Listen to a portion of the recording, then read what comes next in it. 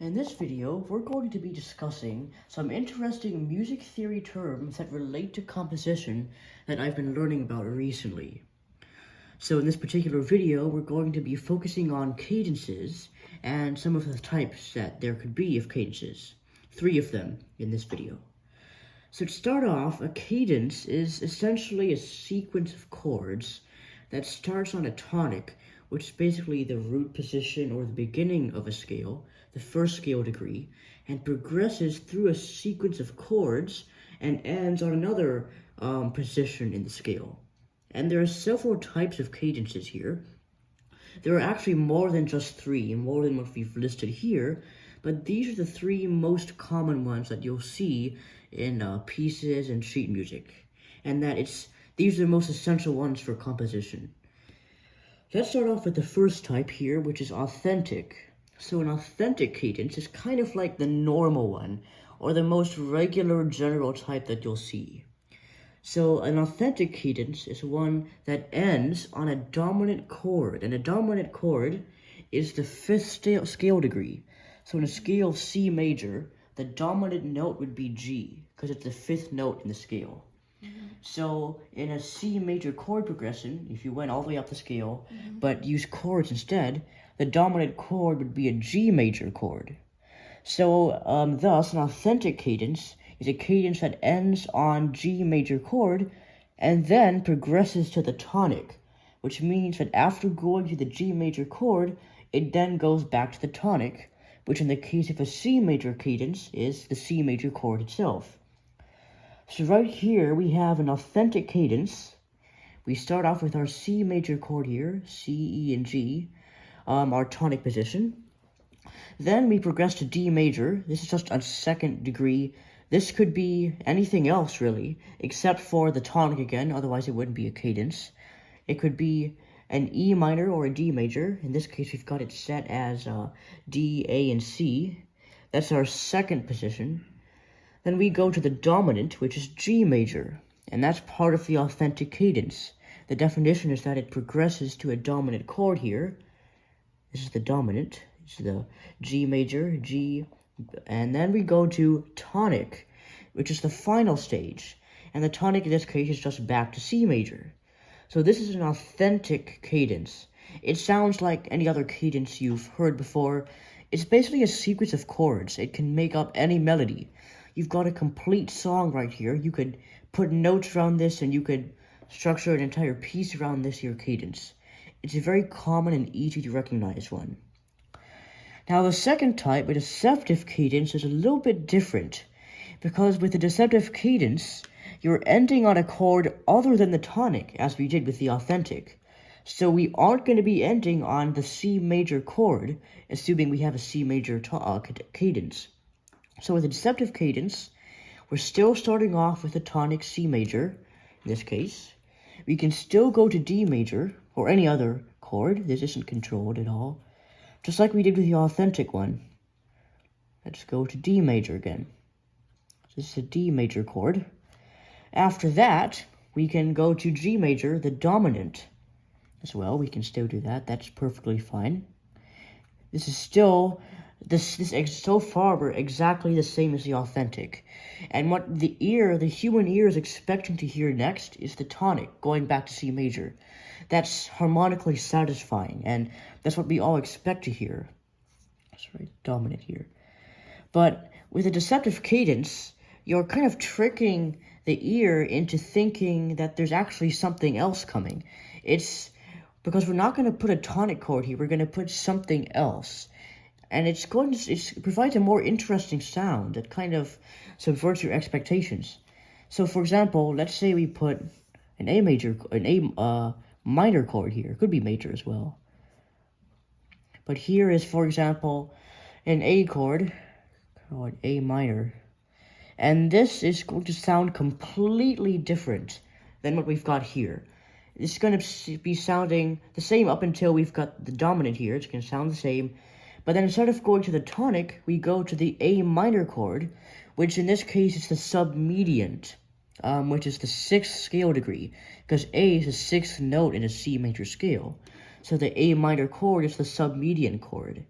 And usually in a deceptive cadence, instead of going to the tonic, you go to the submediant chord.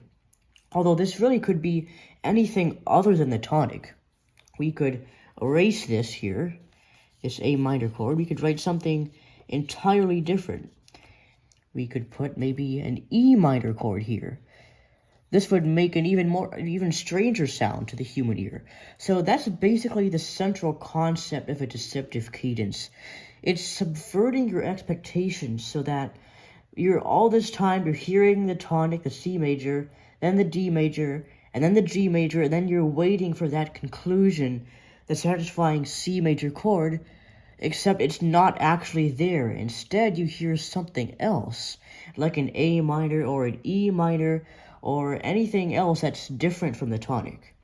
So that's what a deceptive cadence is.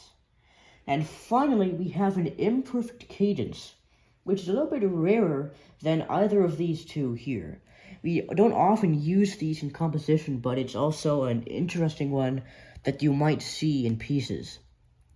So just as with authentic and deceptive cadences, we start off in C major, tonic position here. And from there, we can go to D major again, just like we did with the first two. Running out of room here.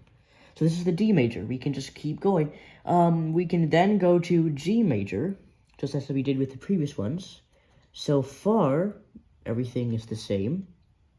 But then, the whole concept of an imperfect cadence is that it ends on a dominant chord. So in a way, an imperfect cadence could be called an incomplete cadence as well, because we're not finishing this sequence. We're not going to either a tonic or a submediant as with the deceptive, or any other chord.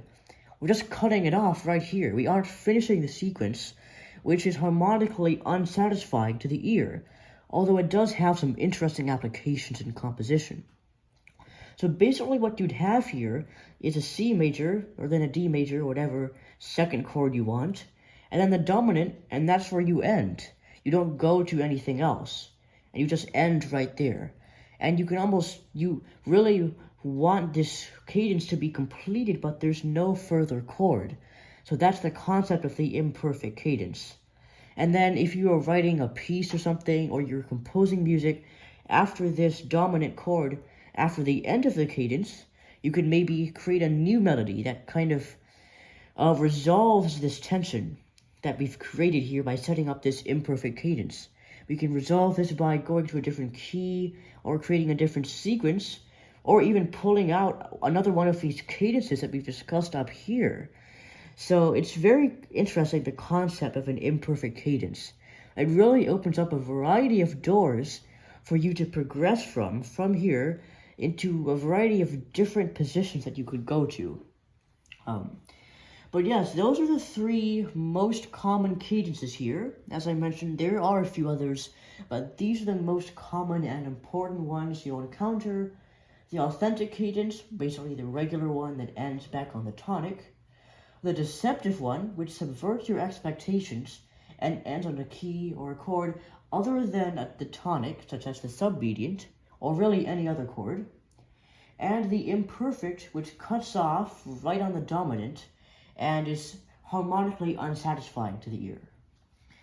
So that's the first kind of basic cadences lesson here with music theory and composition that I've been learning about recently. Can you show us on the piano? Of course. What Yes. different type of cadence? Yes, so here's what cadences, these different cadences sound like with an example. Yeah. So we've got our authentic cadence here. We're going to start off with a C major cadence. So C major tonic position. We go to D major, next chord. Then we go down to dominant, or we can go up too. It goes either way. Say we go up, G major, and then for the fourth position, we go back to the tonic. So the complete cadence would sound like.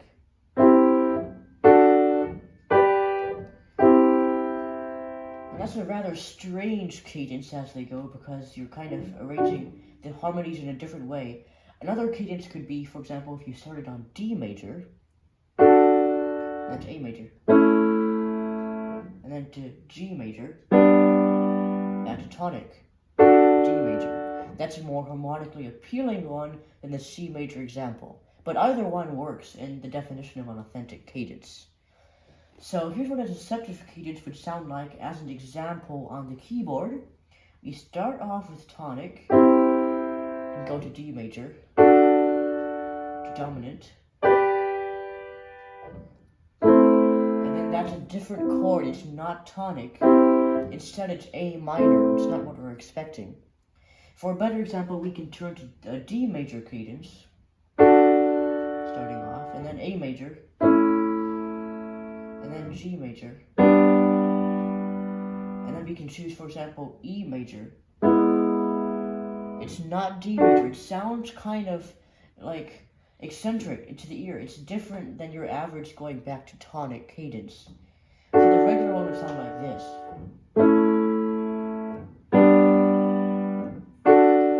Very standard, very commonplace. You hear this all the time, and a deceptive cadence is a bit different.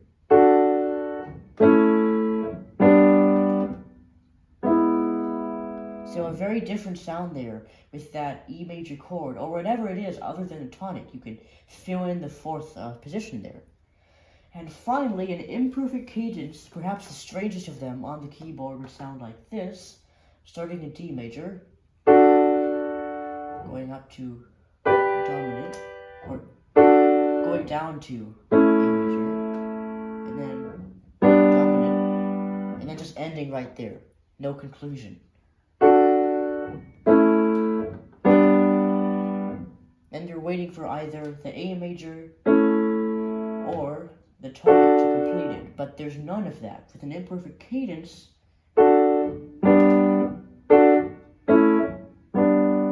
just have ending on that dominant.